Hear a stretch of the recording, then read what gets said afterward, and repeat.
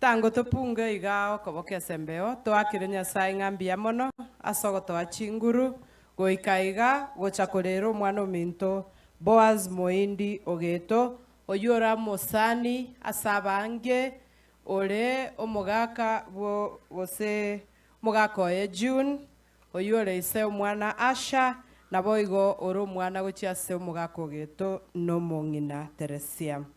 Ujumbe korwase abasani ba Boaz bare chinse chia isiko nabange bare kogani goikaiga lakini mbaigeti korende batomire chijumbe chiabo ekitogo chikobasomera seri tukeriga ria lero korwase omusubati Dr. Lina Nyamwaya korwa Minnesota.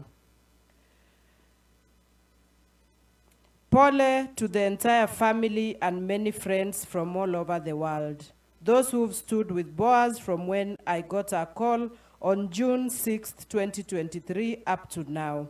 Pole to the parents, siblings, omongino Boaz June no mwana, Uncle Metobo with whom I've been communicating, Mokogoti omwabo Kevin, Mokogoti omwabo, Boaz nata getego koreta America, Nyasa umanyete why it did not work then.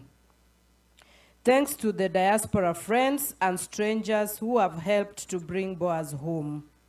Thanks to the Team Kenya for holding it down to complete the journey. Nana, asante sana for the updates and leadership.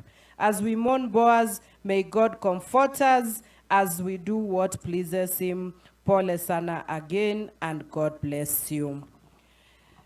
Another tribute from a friend and a brother by Sam Nyabiosi.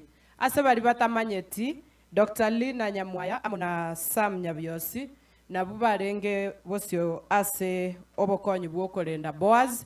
Boaz niga menyete ekera arwarete niga achiete komenya aso musani oyure komukonya kumurenda okorokwa Sam Nyabiosi. A tribute ya Sam Nyabiosi ne family yae. I first came to know Boaz when my sister asked me to deliver food she had cooked for him. That simple act of kindness became the beginning of a deeply personal journey, one of care, friendship, and unwavering support. As I became aware of his grave health condition, my role shifted from a mere messenger to a companion in his fight. I took him to his medical appointments, ensured he had the basics of life, and most importantly, tried to keep his spirit lifted despite the weight of his prognosis. When his health declined and he needed round-the-clock care, he became more than just a friend. He became family.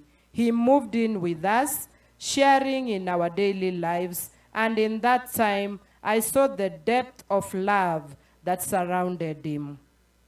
Friends poured into our home to visit, and I got to know his caring family, a testament to the impact he had on so many lives.